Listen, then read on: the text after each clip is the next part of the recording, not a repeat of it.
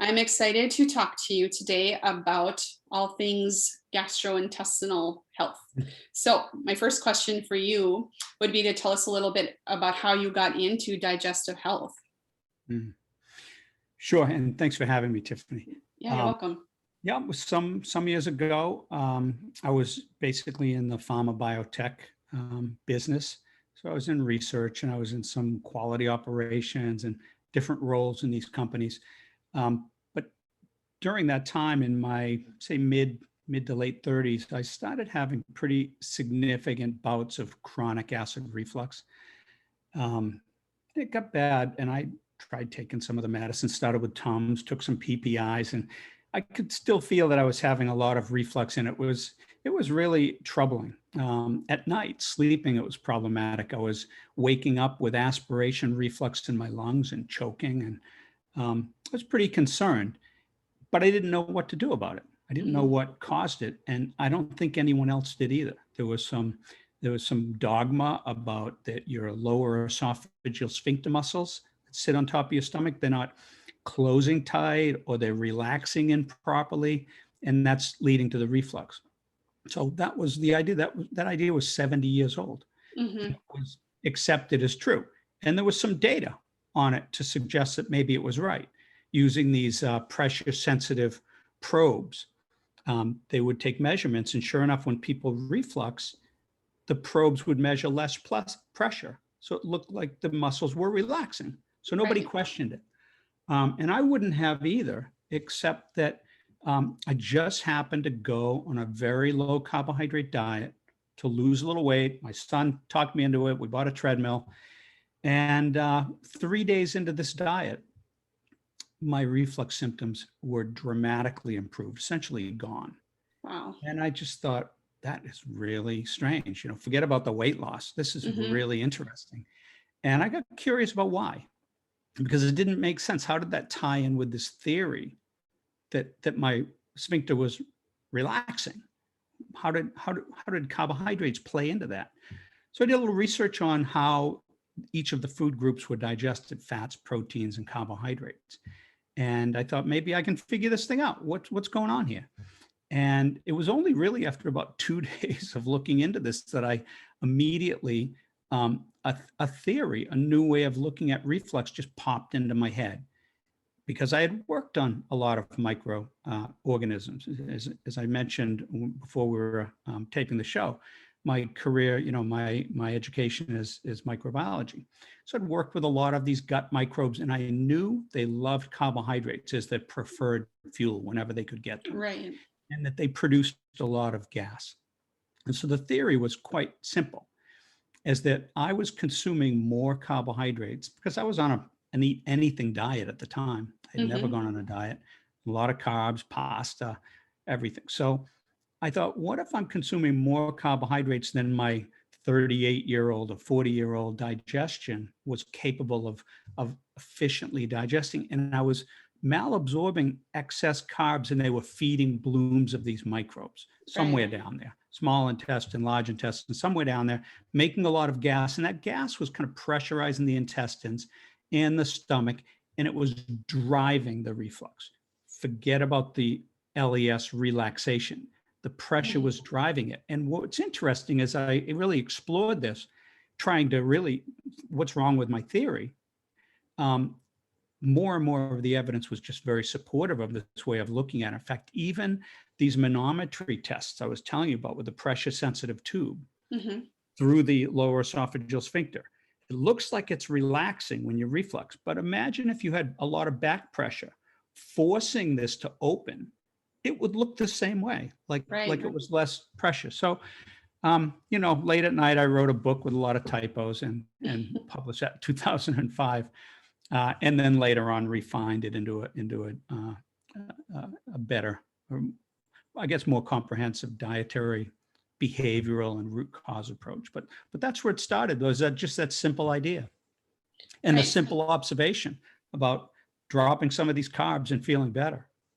Yeah, just again, solving sort of your own problem, and Mhm. because you're not getting the answers that made sense to you or that you weren't really feeling, so that you kind of did your own experiment, not even knowing you were doing it, and you Yeah. end up with a solution, which is really amazing. And I know can help and has helped a lot of people. All the people that I work with nutrition and related to thyroid or other things, there's always a gut health component to it. Mm, Every single person that comes through needs to work something with their gut for absorption, or because of this, a lot of the similar symptoms that you talk about mm, mm. with what you dealt with.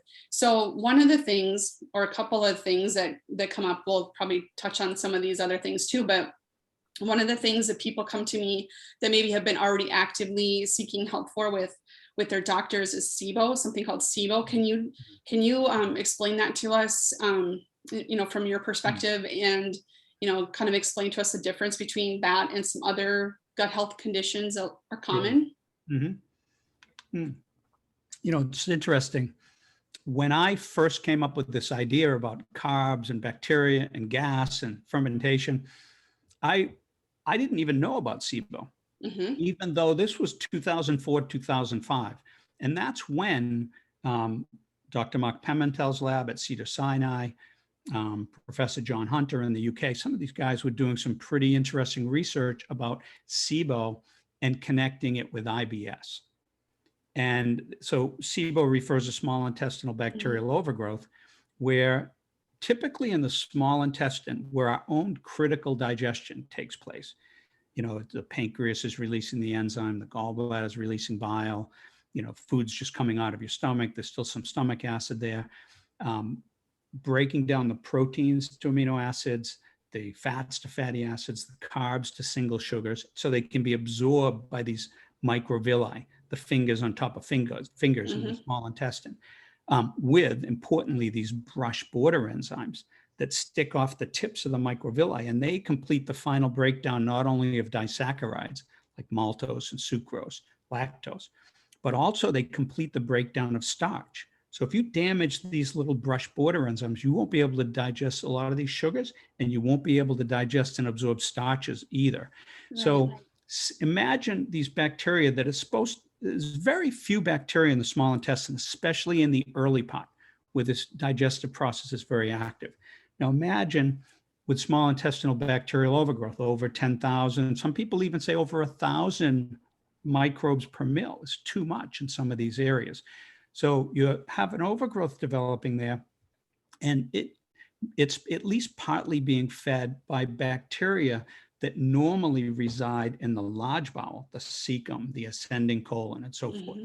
making their way up and overgrowing in the small intestine. Imagine all these bacteria in there, and they make things like proteases, because bacteria are trying to break down nitrogen sources, proteins, and so forth for their own needs. Hmm. But these proteases that they produce can also damage these brush border enzymes.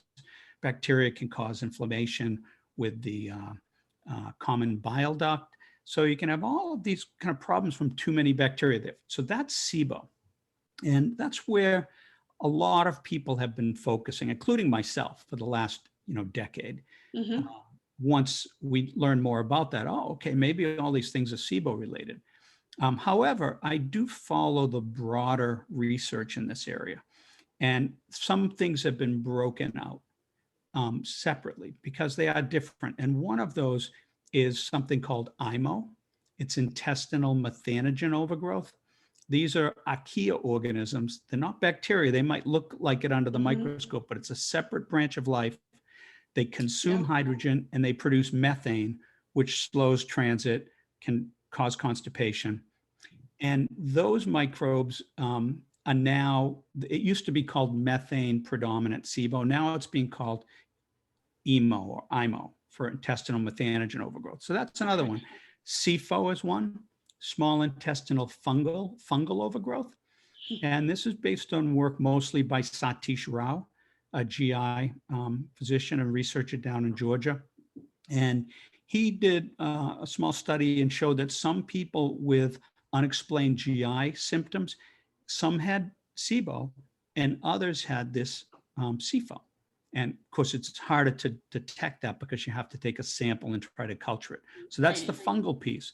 There's one more, and I'm loosely calling it LIBO, for large intestinal bacterial overgrowth. Okay. And even though there's so much bacteria in your large intestine, you're like, how could you even have more of an overgrowth? But you can.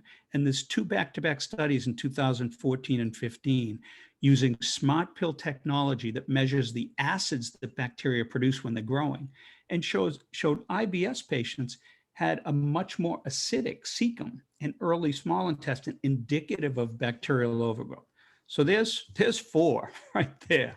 And of course, Right. that doesn't explain gastroenteritis, infectious nature of GI issues. So there's additional things, but those are kind of the 4 that I tend to think about when I think about dysbiosis or unbalanced microbe growth. Sure. So we use dysbiosis, sort of a general term, just a general term to just sort of describe the symptoms that a lot of people present with. And so is a diagnosis pretty difficult with a lot of these things, or I mean, I know that there's breath tests and that type of thing, and there's obviously biopsies, but is there something in between that's not as invasive, or what's more accurate, anything like that? Yeah. Well, as a consulting microbiologist, I do work with a lot of people with a whole variety of these functional GI issues and dysbiosis, and Sibo and Libo and SIFO and IMO, and acid reflux and IBS, and a lot of related conditions. And so that's a good question, right? You work with somebody, you ask a lot of questions, they fill out a form. I try to, see what the situation is, understand the symptoms, any other underlying conditions they may know about, any diagnostics that they've had done. I'll try to take those and take a look at those. But then if I don't have all the pieces, what are some of the things I look for? Well, breath testing is one non-invasive, easy way to look at some part of this problem. And that's when you drink a solution, preferably called lactulose, a non-digestible sugar. And then you blow into these tubes. Now you blow into the first tube before you drink the solution. That's time 0. Okay. And you drink this lactulose solution and you blow into the tubes, 0 before, and then 20 minutes after you drink it, you blow into tube 1. Another 20 minutes, tube 2, and so on. So every 20 minutes, you're blowing your breath into one of these tubes, and you label them so that the test lab can tell the difference. And what you're looking for is when you drink this lactulose solution, that travels through your stomach and enters your small intestine. And for people with a typical amount of motility, right? Because your intestines can be going slow or fast. If you have diarrhea, it might be fast. But typically, this lactulose will travel through your small intestine in the first 90 minutes. And then it will enter the large bowel. And so what they're looking for is what types of gases are being produced during this time, and when are they being produced? And so some people have high amounts of gas right at the beginning in the 0 time point. And that suggests they have a lot of fermentation going on. They're producing this hydrogen and maybe methane and maybe hydrogen sulfide. It's a new gas that's been added to this breath testing regimen. Okay. 0 time point means you have a lot going on there. But other people, they might not see much in the way of gases until maybe 40 minutes in, and then they start to see a spike in the hydrogen.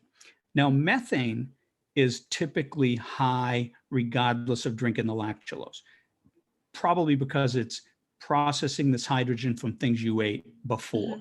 Okay. But based on that, you can determine, do they have an overgrowth of bacteria producing hydrogen, an overgrowth of the methanogens producing methane, or maybe even sulfate reducing bacteria that they also use hydrogen, but they produce hydrogen sulfide. So you can tell a lot from that. But just to finish my answer for that question, if I could only pick one thing, I would really prefer to see a comprehensive stool analysis. Okay. And there's a couple of companies that do that, and it's very insightful because, maybe that's a story for another day, but there's a lot of stuff it looks at. And a lot of this will give you a really good view into what's going on, and it's actionable information. Like, for instance, elastase.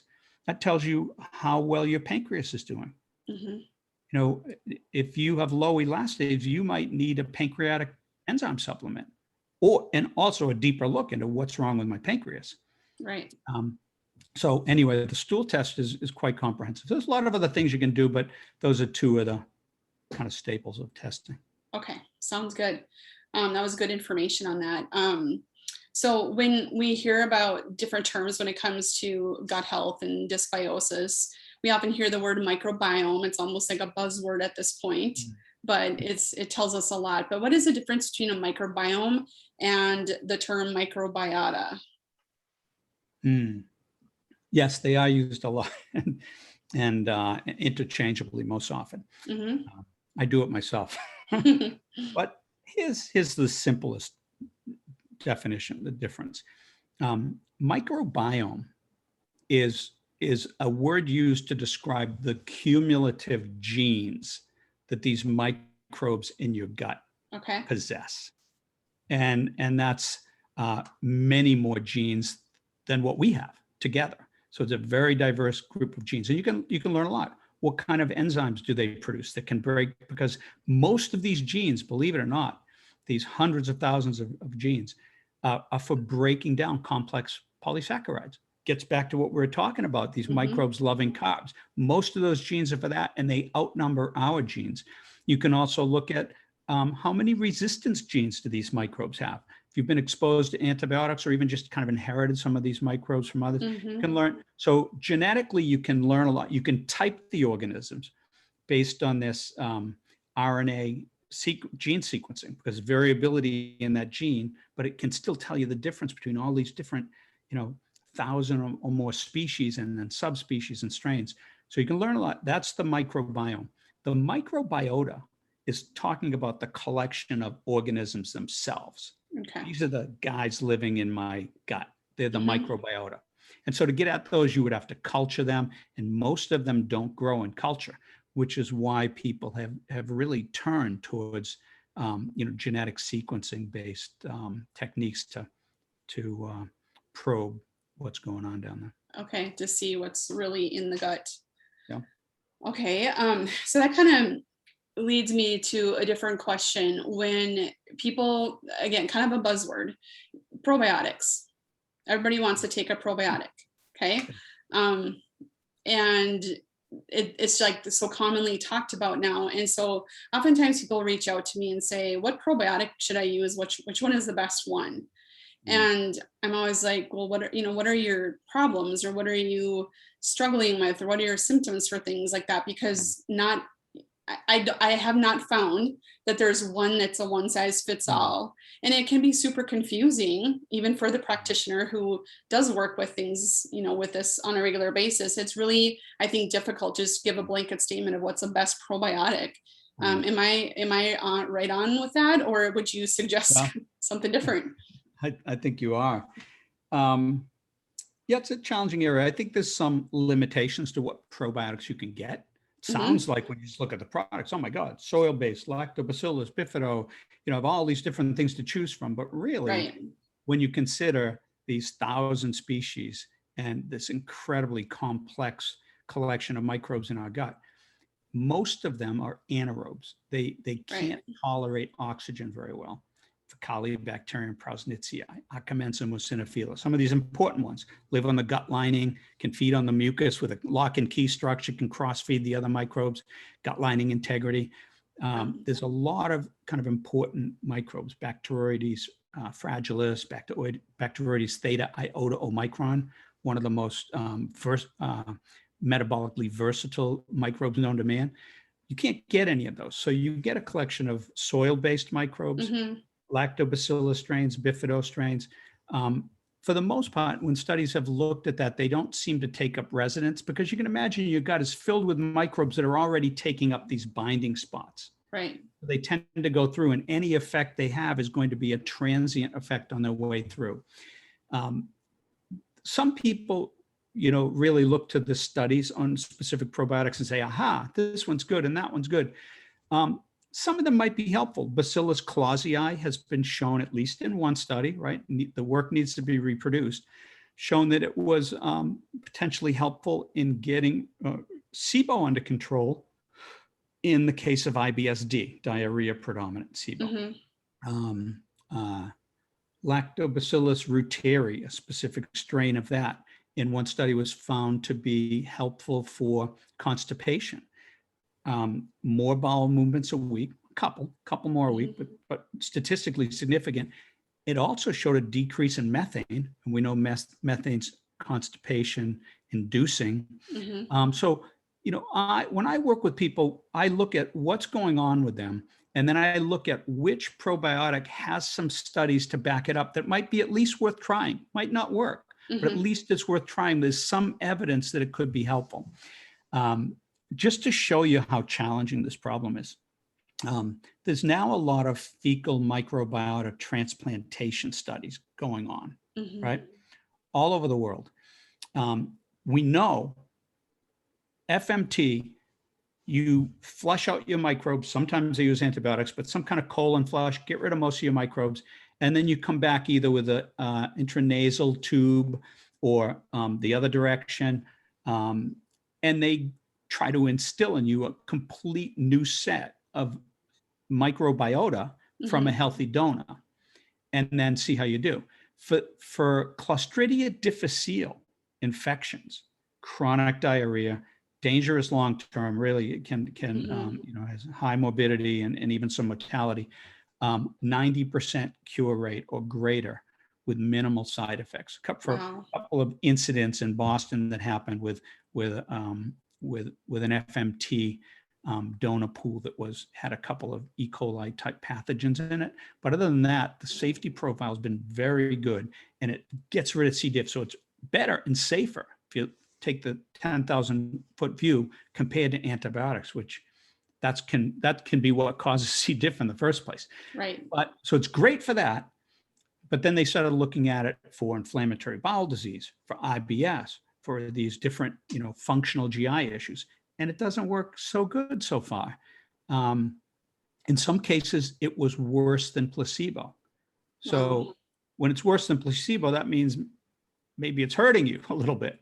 I look at a lot of these studies. There's a couple of studies out of China. They seem to be having a little better results than we do in Europe and the US. There's a recent study I looked at which showed it could be helpful in constipation in some patients. But again, you need to really understand what your problem is and then what the donor situation is, because you would not want to give FMT from a donor that had constipation and possibly an overgrowth of these methanogens. Right. You don't want to give that might cause constipation. I think in one case report it did. So you need to be careful of that. But I think to get back to your question, it speaks to the challenge of just adding a strain or a couple of strains or a handful of strains without really fixing what's going on. What's going on with your diet, what's going on with your digestion, and what of all of these 25 or 30 potential underlying or contributing causes might be going wrong in your case. Right. And how do we get at that and improve that?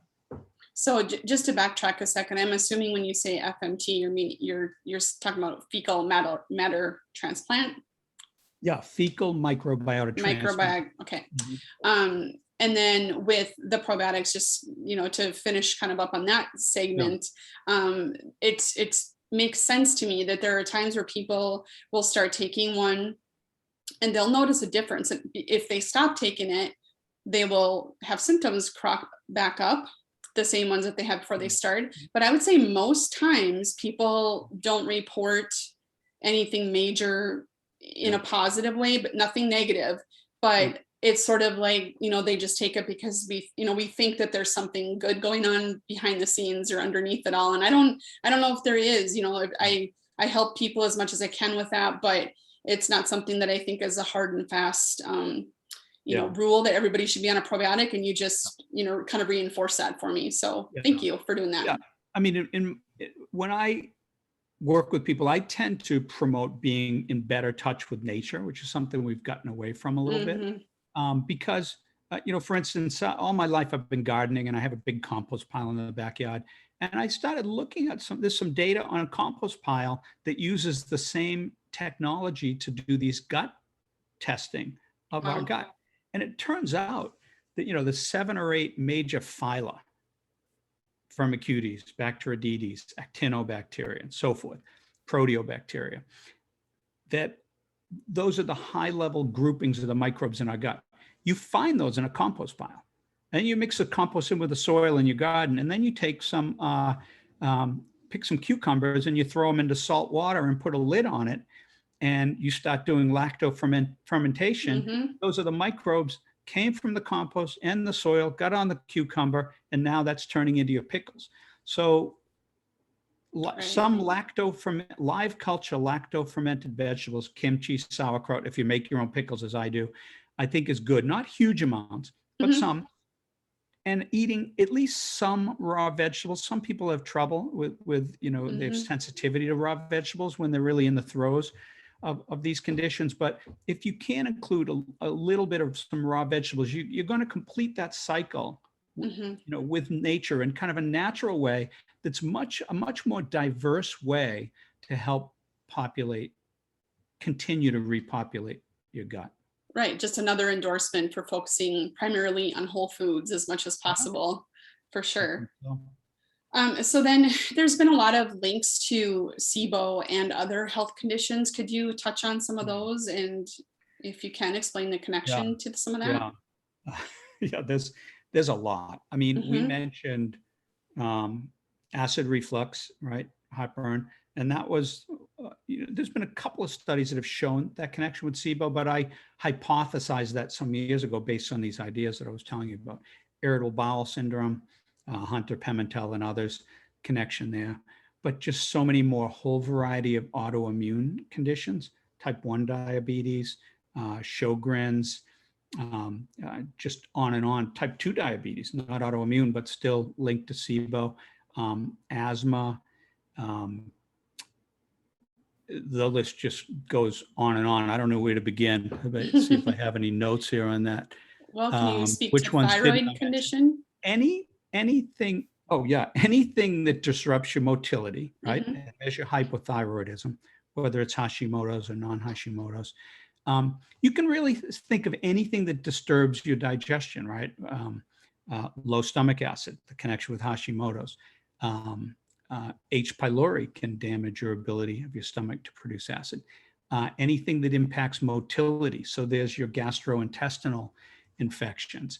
The list just goes on and on. Even Addison's, even though somewhat rare disorder, it's an autoimmune condition affecting the adrenals. And maybe even adrenal just insufficiency, kind of beaten down from too much stress. So the list just goes on anything that can cause scarring or damage your intestinal tract, having the ileocecal valve removed, scleroderma, celiac disease is huge because it's the autoimmune reaction. You've got that connection, plus it's damaging the small intestine, really knocking down these villi. And whenever you damage your villi, you're going to get more and more malabsorption that feeds the microbes that continue to overgrow. Just the other day, I was reading a paper out of Russia. It was one center, but they took a whole bunch of people that had basically gastrointestinal functional GI disorders. And they took tissue samples from the small intestine, and they looked specifically at brush border enzymes. These are the enzymes. So we talked about pancreatic enzymes. Right. They break down the fats, proteins, and carbs, but the brush border enzymes complete the breakdown of starch to glucose so it can be absorbed, and they complete the breakdown of disaccharides. Well, they found a significant deficiency in this population for brush border enzymes, and there's no simple test for that. It's a tissue sample in a highly specialized lab. But it just goes to show you that this problem, it goes deep. Right. It can be very, very involved. There's a lot to. A lot. So why did you develop the Fast Tract Diet, and what is the FP calculation all about? Sure. That was some years after I first wrote this book on this theory about connecting acid reflux to bacterial overgrowth, Sibo dysbiosis. And of course, in the book, the solution was, you lower carbohydrate, you'll feel better. was very simple. But not everybody is is willing to go on or is fond of being on a very low carb diet or a keto-based diet. I personally think they're very healthy. I've been researching this for 17 years. Mm-hmm.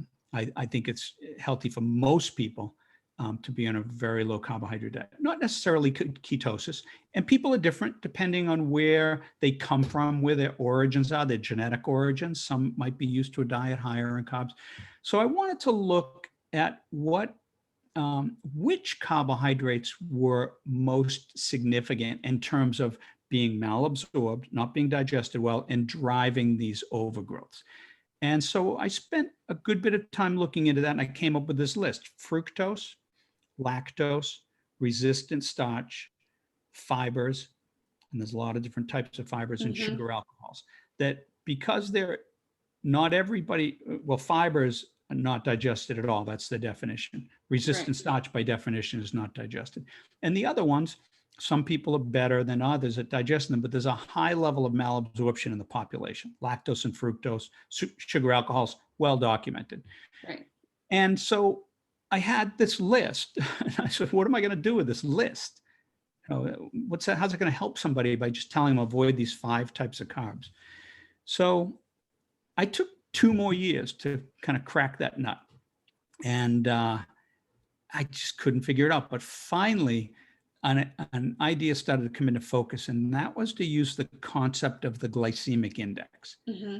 The glycemic index is a measure of how quickly carbohydrates from any food, how quickly they go into your bloodstream compared to glucose, because glucose is absorbed really quickly in the early part of the small intestine. Your body spends ATP to yank it into the bloodstream. So when you look at foods, whether it's a peach or a bowl of rice or a slice of bread, whatever it is, you have, and there's a lot of data available, which was another great idea. You have this data for how efficiently these carbs go into the bloodstream. So I started to get this idea that perhaps I could manipulate this glycemic index equation, kind of flip it around to measure instead what's staying behind compared to glucose.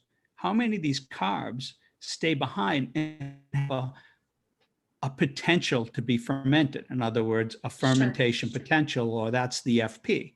Okay. And so I created that equation, and some people plug it into an Excel formula, and because all you need to figure it out is the nutritional facts from the food that you're interested in, Mm-hmm. and the glycemic index value, or at least a reasonable estimation of the glycemic index from maybe a similar food. So in the Fast Tract Digestion books, there's one on heartburn, there's one on IBS. There's tables in the back with these FP values for, I don't know, over 300 foods, just to give you an idea of it. But we developed a companion mobile app called the Fast Tract, TRACT, Fast Tract Diet mobile app. And that has over 1,100 foods with these values. So when you're, and it's got meal plans, you can make up your meals. And when you drag foods in, and you can use a cup, a quarter cup, an ounce, a gram, whatever units, whatever measure, and it will adjust that FP value based on what you choose. And then you'll see for your meals and for your days, how many of these FP points. And then if you want to step back and look at a week or a month, you can say, okay, how you can plot your symptoms. And so the symptoms 1 to 10, what are my different symptoms? We'll add them all up and we'll say, there's your symptoms over that month.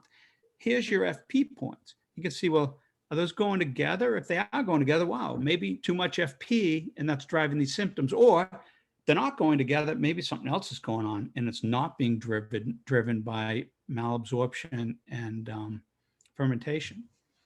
That is perfect, because that's the way to tie people's behavior into their symptoms. Because a lot of times we go on just on, I don't know, we're on just on automatic pilot, and we're just going through life not feeling well, but not tying what we're doing to our symptoms. So then it's hard to correct. So that's perfect. Yeah. I did want it to be a quantitative approach. Yeah. So I really wanted something that you put some numbers around, rather than just watch this and watch. Yeah. And people, from my perspective too, people tell me what to do, tell me what to do and why. They want to know how it will impact them if they're going to make the effort to make some changes. So that's a perfect way to do that. So we'll put the link or the name of the app and things in the show notes. And I know you have a freebie. It's a resource guide on the Fast Tract Diet, correct? Yeah. Yep. Okay, so we'll make sure we are doing that. And then I do want to talk to you a little bit too. We touched a little bit on the thyroid connection and dysbiosis, but is there anything else you could touch on with regard to, because these are the questions I get asked most, especially with the thyroid patient, is your gut health, dysbiosis, and its effect on weight. And we're usually talking about overweight. Yeah. So not thyroid, just weight, right? Right. And typically overweight. Yeah, it's interesting. I think I wrote a blog article on that, weight gain, weight loss with dysbiosis and Sibo. But most of the world seems to be focused on weight loss. And with thyroid, right? If you're hypothyroid, right, it's going to slow your metabolism unless you have, perfectly formulated and absorbed, T4 or synthroid levels or whatever. It's going to slow down your metabolism. It's going to slow down your motility, and you may gain some weight, right? So in that particular case, right, anything you can do to, whether it's having the greatest endocrinologist in the world or measuring your levels carefully, or if it is something that can be addressed or lessened, if it's an autoimmune reaction, what can you do to reduce inflammation in your gut and tighten up your tight junctions? Over time, I can't promise, but over time, because there's memory cells, B cells and so forth, that'll make these autoimmune antibodies and so forth. Your immune system has a memory, so it's not going to happen overnight. But over time, if you can tighten things up, because there is a belief autoimmune conditions really begin with a leakiness of the gut. So the more you can tighten that up over time, you might begin to reduce these autoimmune reactions. And as an aside note for that, right, but related, we've talked about hypochlorhydria, low stomach acid. And there's an autoimmune version of that called pernicious anemia. You get antibodies to your parietal cells that make the acid. There's at least one paper I saw where it was saying that high levels of B12, and that's pretty okay to take. It's not really a toxic B vitamin like B6 is. Right. Higher B12 can drive those titers down. So I think that might be worth, digging up that paper, taking a close look at it, talking to your doctor about it. But kind of back to the weight loss and weight gain. What I deal with more often than not is weight loss, extreme weight loss, because when you have a lot of malabsorption, say you have Sibo, say your villi are impacted, or some other aspect of your digestion, and you're not digesting the food very well, any food that you don't completely absorb into your bloodstream is processed by microbes in your gut. And in the best case scenario, where you have a healthy gut microbe population, you are going to split the calories with these microbes. So you're going to get half back, which, by the way, that's why we evolved with these bacteria in our gut, because we do get half back. Half back is better than none, right? So we can't digest them. They can ferment these, some amino acids from proteins, all these complex carbohydrates. Some microbes can even process fats, kind of a tricky combination of metabolic pathways, but they can produce short chain fatty acids from those products. And those fatty acids are in fact fats that we can metabolize and get energy. So there's a survival advantage. But yeah, malabsorption can lead most commonly to weight loss.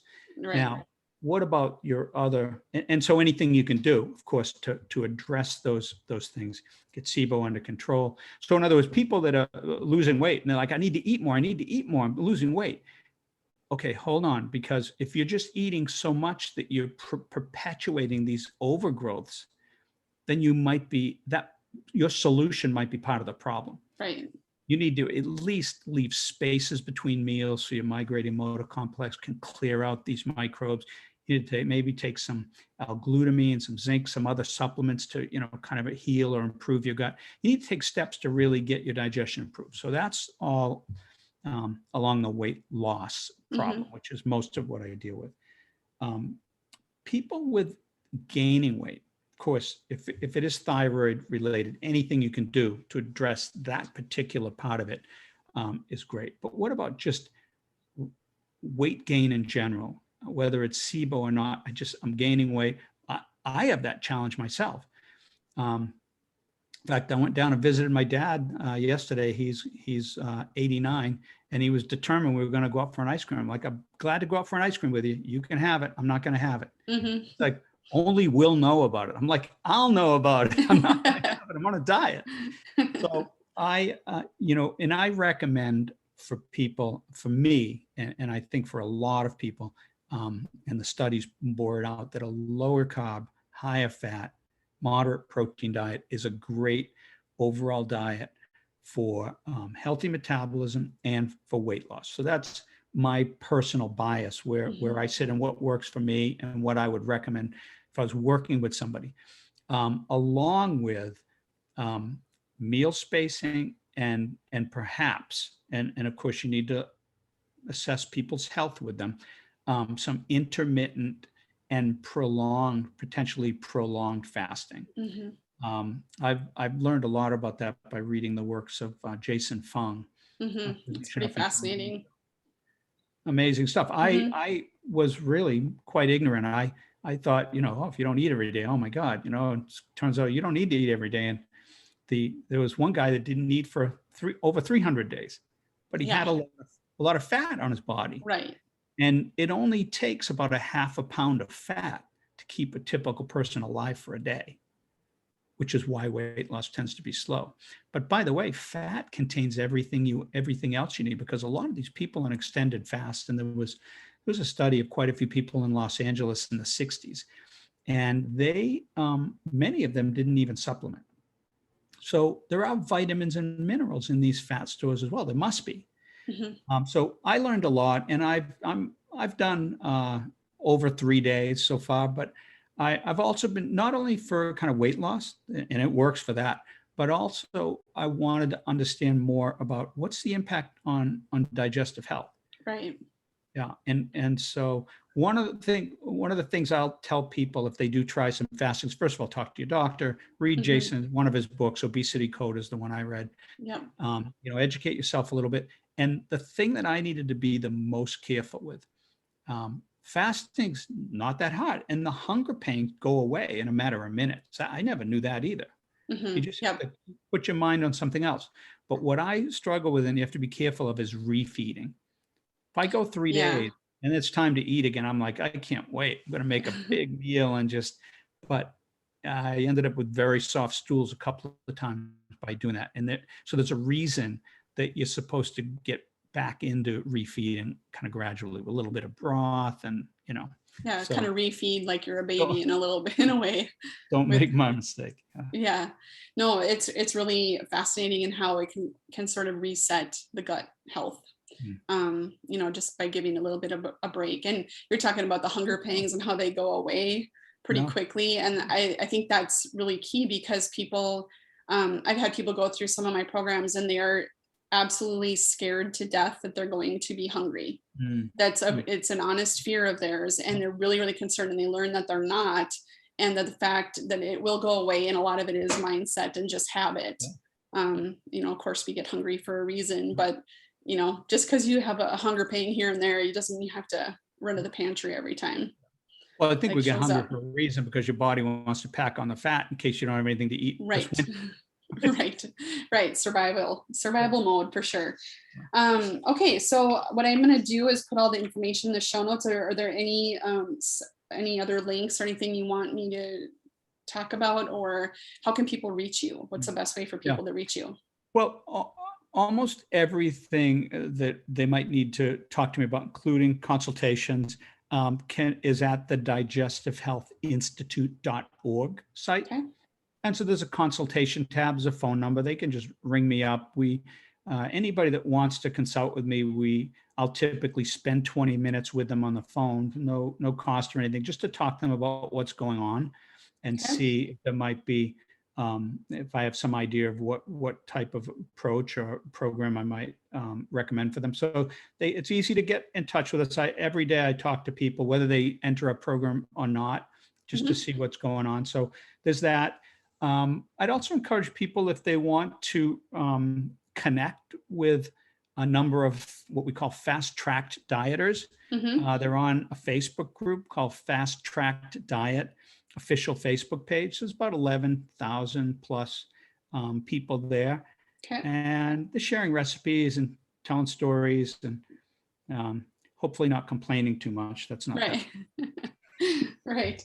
Well, I will put all that information in the show notes, and I think this will be a really great resource for so many people. I know it's for most of the people that I work with. So I think that's going to be a great value for them. I have a few people in mind to send this information to you for a consult right off the top of my head. So I'll get that information to them. So anyway, I appreciate you being here. Great information, very informative. So thanks for taking your time. Yeah, it's been my pleasure. And I'd love to talk to you more sometime about your depth of knowledge with the thyroid. Awesome. Yeah, let's do that. Thank you. Thanks. Bye.